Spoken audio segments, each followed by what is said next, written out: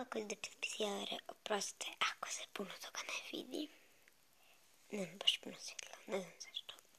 Ok, znači ovo je onaj challenge. Sad ću, a samo da odem to tamo.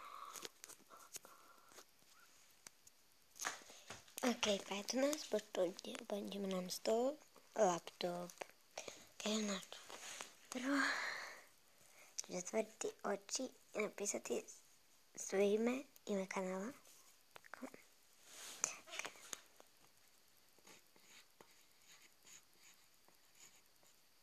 Čekaj.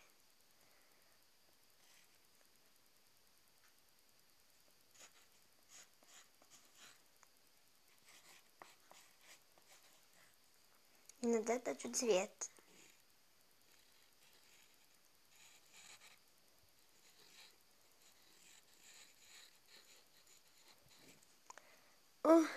Pa da vidimo LPS, Dore, opet ovo. Vidite kako mi je ispalo, a to je zapravo ovako trebalo da ispadne. Taj cvijet je ovako treba ispaditi.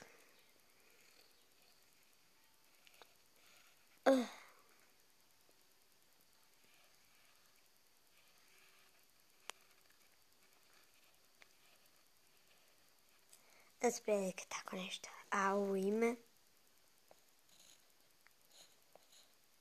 Ok, prvo je doći LPC, ali oprostite, pogriješila sam.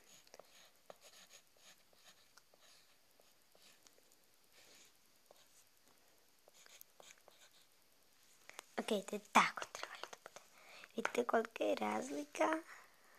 Bolje, ljepše. Ok, LPS doći LPC, ali vi nećete. Oprostite, pogriješila sam. Dobro, i to je to tog challenge. Samo je treba 2 minute i 12 sekundi, bak.